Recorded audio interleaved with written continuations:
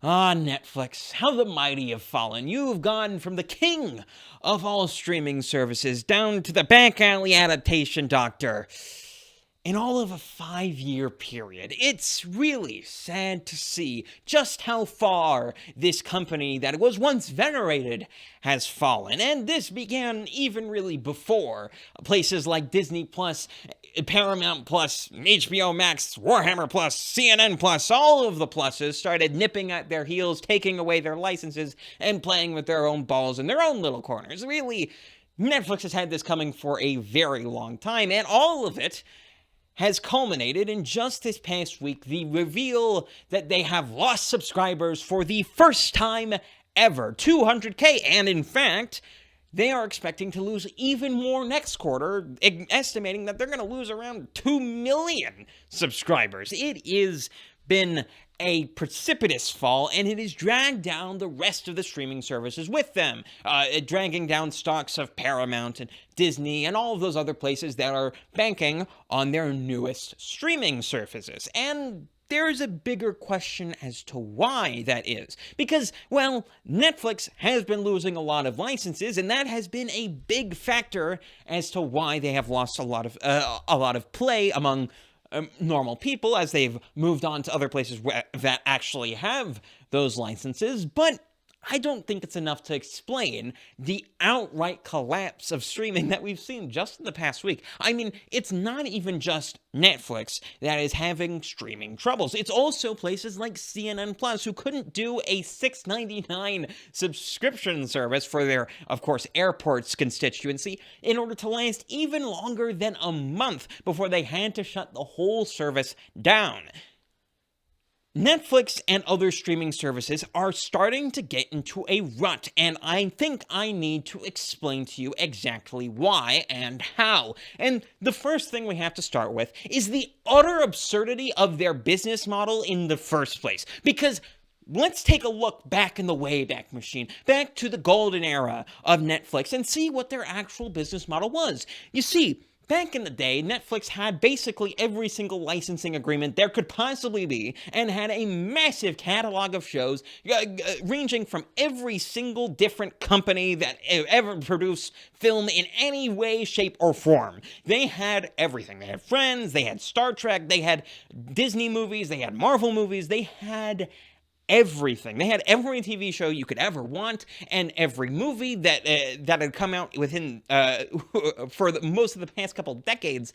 It was an insane experience, and all initially for a $5.99 price tag. Imagine you get to pay $5.99 a month for all of the media that has ever been created in all of history, and this, if you believe it or not, is still how people expect it to be today. That is an absurd business model. How are you supposed to make money when you have these productions that cost hundreds of millions of dollars, when you have thousands and thousands of movies that all collectively cost more than a couple $billion to produce, on top of all the TV shows you also have, all squished into one platform where you're expecting people to pay $5.99 a ticket and also to password share quite liberally, which they were totally okay with at the time and are only just starting to crack down on now.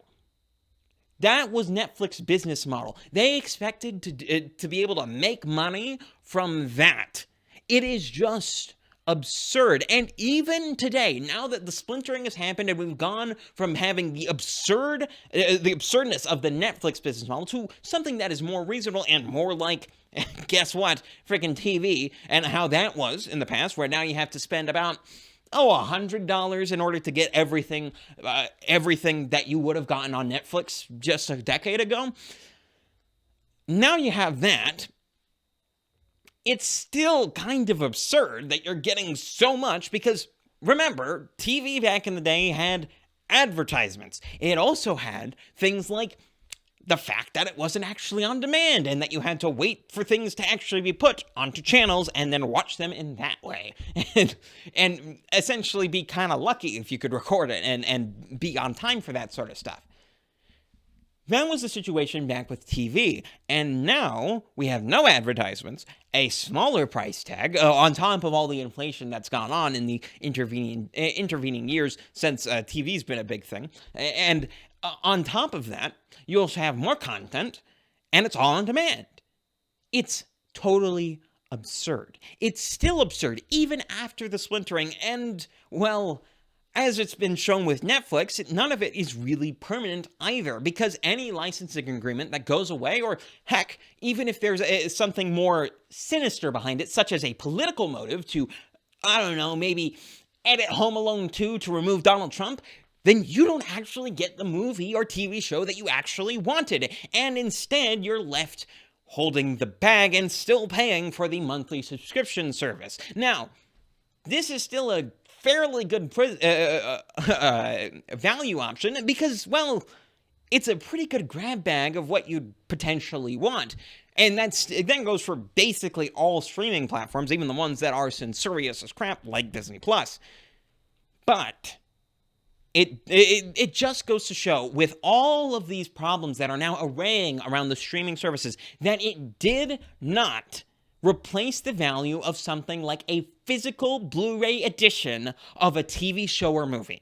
Still, you have to buy those things if you actually want to own the movie you want to watch. Otherwise, you're up to the whims of licensing agreements and, worse, political censorship. That's what you're going to be left with at the end of the day. And, frankly, there are other explanations as to say why Disney's stock has gone down in recent days, but I think this has something to do with it, because part of why Netflix was growing constantly, and part of why their stock was such a winner in the past decade or so, just before the last couple weeks, and why it dropped so precipitously once this new figure of them losing subscribers was announced, is because they premised to their shareholders that basically infinite growth would happen. There would be no upper limit, basically, to how many subscribers they could have, because they have this perfect business model where they just have very low prices for a lot of content. And there are similar examples in lots of internet companies.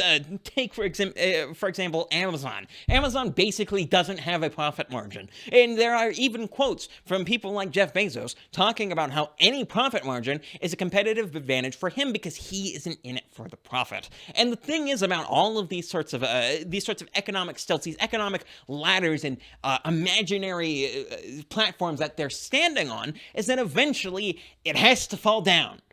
And that has been shown quite clearly with Netflix in this case. The second that their infinite growth idea has been blown out of the water, immediately their stock goes down something like, 30%? It's totally insane. They lost like $20 million or $20 billion, sorry, underestimating that by quite a bit, $20 billion in a 24-hour period. It is totally insane. And that's what happens when you have these sorts of ridiculous market strategies. It's what happens when you have these ridiculous business models that don't actually work, that don't actually lead to you getting any money.